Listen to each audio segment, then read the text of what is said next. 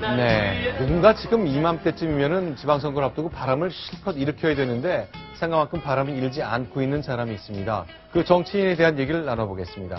순위 먼저 확인하겠습니다.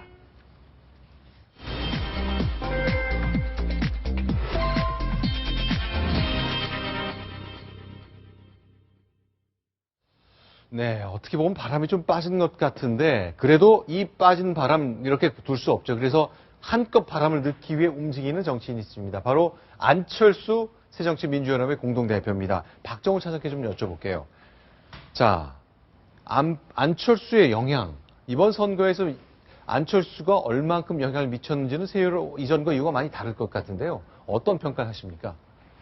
지금 지방선거 국면이 시작되고 있는데 네. 가장 위기에 빠진 남자가 바로 안철수 대표일 것입니다. 네. 이 안철수 대표는 사실 지방선거 전에 합당을 통해서 민주당과의 합당을 통해서 새정치민주연합이라는 어떤 큰 틀 속에서 지금 야권의 어떤 그 얼굴로 이렇게 지금 영입이 된 케이스 아닙니까? 근데 그렇죠. 실제로는 지금 안철수 대표의 모습이 거의 보이질 않고 있습니다. 네. 광역단체장 후보의 지원 유세에도 거의 좀 나서지 않고 있고, 네. 그리고 기초단체 정도에서만 지원 유세 요청이 들어오고 있는 그런 상황이라고 합니다. 그러니까 당내에서 어떤 영향력, 대중적 인지도 이런 것들도 많이 좀 떨어진 상황이고요. 네. 가장 위기에 빠진 남자란 그 진단 굉장히 인상적인데 실제로요. 후보들이 안철수 공동대표를 향해서 날 좀 도와달라 이런 지원 요청이 별로 없습니까? 기초단체에는 어느 정도 있는데 광역단체에는 좀 거의 없는 상황이라고 합니다. 그래서 안철수 효과 자체가 지금은 거의 사라진 그런 분위기 속에서 지금 선거가 치러지고 있고요. 네. 안철수 대표는 사실 그 야당에서는 지금 전략 상품으로 내놓은 사람인데 지금 새정치 문제가 광주 공천 문제하고 얽히면서 많이 희석되어 있는 게 상황이고요. 그러다 보니까 가치 자체가 지금 많이 떨어져 있는 그런 상황입니다. 와, 전 같았으면 저 3월 2일로 기억합니다만 김한길, 안철수 두 공동대표가 회견하던 그 일요일 아침 쓰러져가는 민주당을 이렇게 세운 안철수 공동대표인데 이렇게 인심이 나빠진 걸까요? 자, 새정치민주연합의 사전 중진위원은 이렇게 얘기를 했습니다. 안철수 효과 이번 선거 때 이랬다고 평가하는데 한번 같이 들어보시고 평가를 해봤으면 좋겠습니다. 안철수 대표가 지금 뭐 자기 사람을 챙긴다든지 관찰한다든지 그것도 없었으면서 결과적으로는 굉장히 많은 논란에 휩싸이게 됐고요.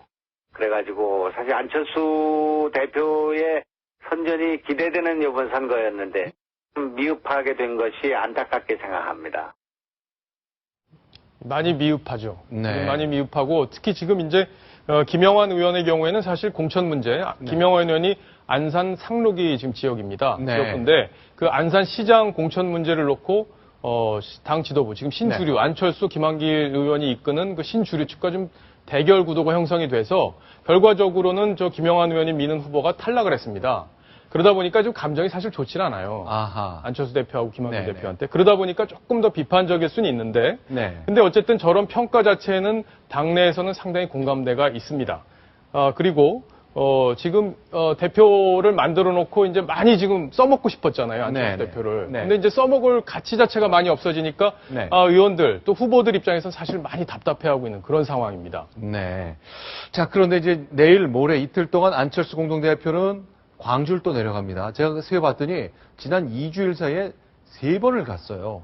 예. 그만큼 목숨을 걸어야 될 만한 그런 상황이지 않습니까? 그렇죠. 지금 만약에 선거 전체 판에서 새누리당이 패할 경우에는 박근혜 대통령이 타격이 있습니다. 그런데 안철수 대표는 광주에서 질 경우 정치적 생명이 위협받을 수도 있을 정도로 아주 지금 광주에 지금 올인을 할 수밖에 없는 그런 상황입니다. 그래서 지금 광주를 주말에 또 찾아가서 처음으로 하룻밤을 잡니다, 광주에서. 이번에는. 그동안은 계속 당일치기 방송이었는데. 이번에는 이제 자고 이틀을 줄곧 유세를 하겠다. 왜냐하면 이제 선거가 지금 5일 정도밖에 남질 않았기 때문에 아주 모든 걸 쏟아붓겠다. 이런 각오로 지금 광주를 내려가는 거거든요.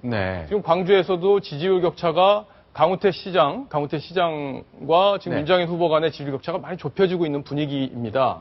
그리고 당에서도 지금 총력전을 펴고 있고, 다만 이제 문재인 의원이나 손학규 의원 같은 경우에는 거기에 이제 친한 다른 후보들, 무소속 후보들이 있기 때문에 지원을 하는 게 조금 어렵지만 지금 다른 당의 뭐 박지원 후보에게도 지금 안철수 대표 쪽에서 지원 요청을 했고요.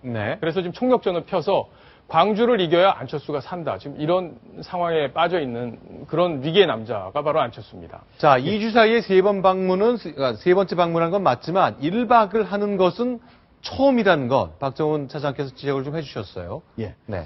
제가 궁금한 거는 네. 지금 안철수 공동대표 네. 한 몇 달 사이에 거의 인기가 갑자기 떨어진 것 같은데 이건 네. 지방선거고요.